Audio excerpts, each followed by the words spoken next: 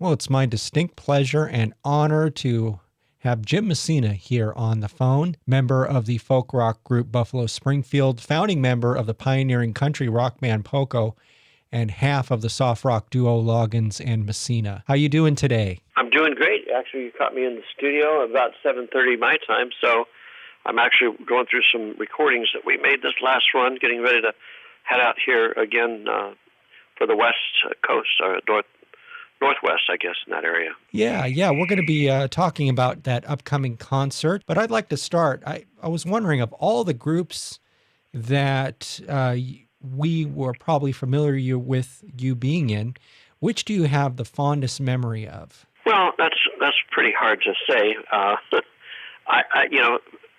started out, at 13 years old and started a group in 1962 called the Jesters, and of course, at 13, 14, 15 years old, that was probably my fondest days up until, I moved to Hollywood. So the groups I've been in are Buffalo Springfield, Poco, Loggins and Messina. And of course, after Loggins and Messina, I started working on myself. Decided I'd start spending some time on me. I'd already been working with Steve Stills and Neil Young and Richie Furay and, of course, Kenny Loggins. So I decided I should spend some time on me for a while.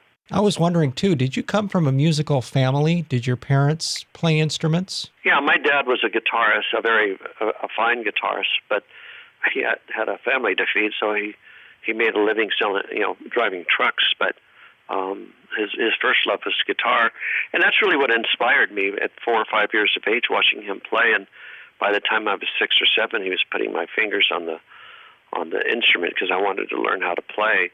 And by the time I was 13 years old, I had my first band. I learned by watching and listening in those days, there was nobody to teach you guitar unless you were, a jazz player, which jazz was never anything that I really was drawn to. By my ear, I was more drawn to the music that my dad liked, which was, Western swing music. So we listened to a lot of Chet Atkins or Joe and Rosalie Mavis or, Merle Travis. There was those kinds of players that he liked. And then, of course, living in California, we had a couple of programs that we used to watch, like Town Hall Party and Cal's Corral.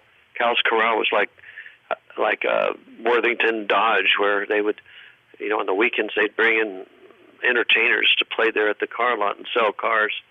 And that was kind of the way a lot of people, in fact, I saw Johnny Cash in the Tennessee too, I think, on Cal's Corral or one of those kinds of programs, because that's how you promoted yourself in those days.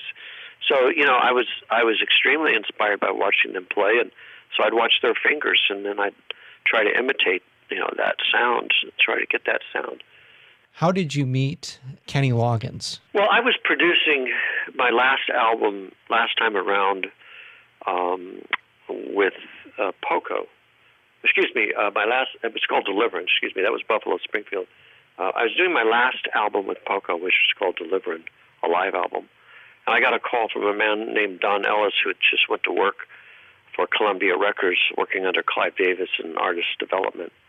And he had asked me if I would consider listening to a friend of his, Dan Loggins' little brother, who they thought was very talented, and they'd like to, get some tapes to me. And I said, not now. I said, I really need to finish what I'm doing, get this album done, and I plan to be finished by end of October or November, and that would be a better time. So he said he'd send them to me, but I never got them. And then one day I get a call from a young voice, and he said, "Hi, my name's Kenny Loggins, and I was told, to give you a call that you might be interested in hearing my music." And I said, "Well, yeah, I remember talking to Dan, and I invited him over."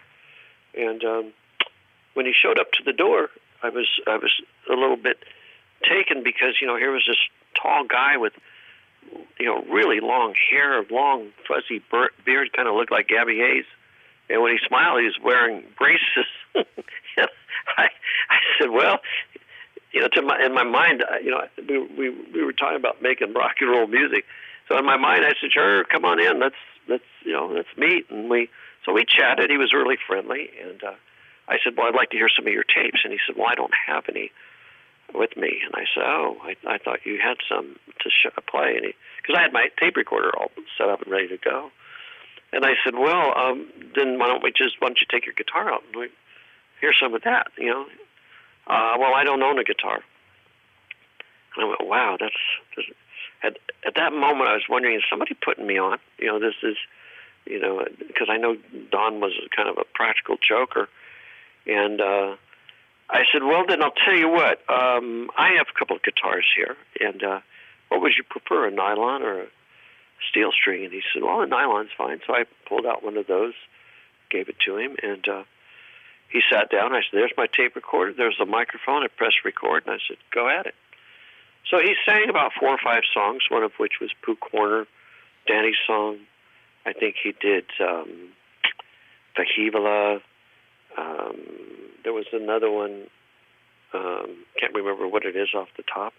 But, you know, his voice was nice, and we had a good talk, and then he left, and my wife said, well, what do you think? And I said, you know, I don't know what to think, because, you know, we're in the period now. We've got Joe Cocker, we've got Leon Russell, you know, who's doing Bonnie and Delaney, and, you know, there's just Dave Mason.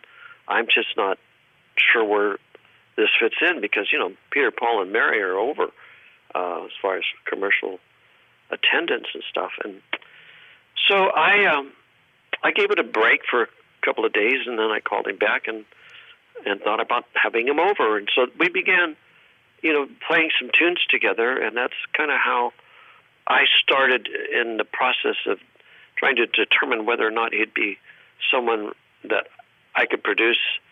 That, you know, ultimately the goal here is to sell records. So that was my first consideration. And from there, you had quite a career with Loggins and Messina. Just off the top of my head, all the Angry Eyes, House at Pooh Corner.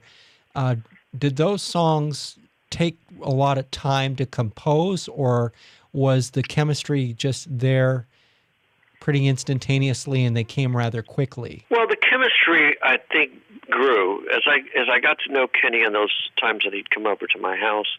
You know, he didn't own a guitar, so, you know, he was borrowing mine, and I wanted to know whether he could even play. And so in the process of working with him and working out, like, for instance, House at Pooh Corner had been recorded by the Nitty Gritty Dirt Band, which, you know, perhaps for their time that arrangement was appropriate, but for what I was hearing and thought of the song, I had a different direction that I thought it should go in, which would be more of a classical or ethereal kind of song that gave images of children in Winterland, and, you know, kind of the taking the story on a magical little journey.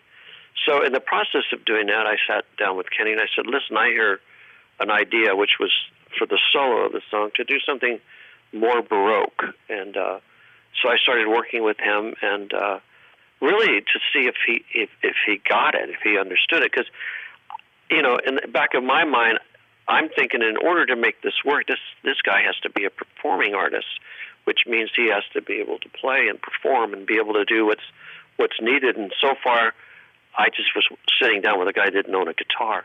So as time started to develop, I realized that, you know, he was very talented in terms of his ability to play. And his voice, you know, in the beginning was really more orientated to folk. And he was starting to move into some other areas of music. But what really inspired me to say, yes, I want to work with him, was I'd already turned down Olivia Newton-John and Dan Fogelberg. Olivia, because she's extremely talented woman, but her music was something I didn't think I could do justice. I felt that she needed somebody who could work with her in the genre that she was working in. Dan Fogelberg, yeah, I would have probably moved forward with him, but in the process of meeting with him, I asked him, I said, why would you choose me to work with you as a producer? And he says, well, I just love the records that you've made in Poco, and I really just want to make a Poco record.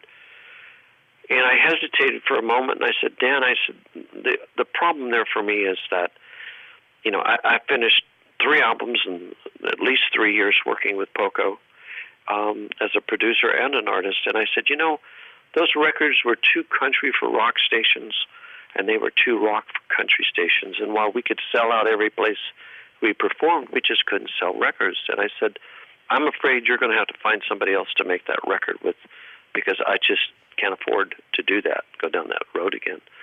So that's why I turned that down, and Kenny came in right after that. But the thing that impressed me about Kenny is there was a joy to the fact that he loved, as a songwriter, he worked for I think it was ABC Wingate, and he made $100 a week writing songs when they needed somebody to write a song for Elton John or for James Taylor or for Leon Russell, because he could change his voice in a way and make it sound like whoever he wanted to. He just had this great gift. And the fact that he enjoyed doing that made me feel like if I can get the right material together for him that's diverse enough, so it's not just folk, it's not just country, it's not just rock, but it could be gospel, it could be anything that in his mind that he would enjoy singing, may give him a better opportunity for success. So I decided to work with him on that basis, that I trusted that he would be able to do that, and I moved forward on that direction. And so, because he was a listener, and he does listen, I mean, even if you listen to him today, you can hear the artists vocally that he's influenced by, and as a great vocalist, he can imitate whoever he wishes. He's got such a great range, but that epiglottal, for me in the beginning was it was like having a couple of extra instruments that he could use to interpret the material that we could find or write for him to record. And I see that you are playing at the Holt Center on May 16th. What can people expect to hear? We're going to be doing quite a bit of material, from acoustic music to the good old your mama don't dance rock and roll stuff. Well, thank you so much for your time. This has been quite a treat to speak with you today. My pleasure. We've been talking with Jim Messina, legendary Jim Messina, here on KRVM. And remind us of where we can go to find out more about your music. Well, I think probably there's a couple places. You can go to www.jimmessina.com, and there's a lot of stuff about the music, but also I'm a painter too. I love to do fine artwork, and so I've got a series out on the Taos Pueblo acrylics that are kind of fun. So you can do that, and also I occasionally produce what's called a Songwriters Performance Workshop. So you can go out to my website, and there's a little cocoa pala there that you can press, and it'll take you into the workshop, the Songwriters Workshop. So people who want to learn more about that, they can. But there's always Facebook. You can look up, see what we're doing. We've got a pro page there, so if you want to know where I'm playing or when I'm playing, just hit that Facebook group page, and you'll see where we're playing. All right. Well, thank you so much for taking the time with speaking with us today. It's been a pleasure. You bet. Enjoy.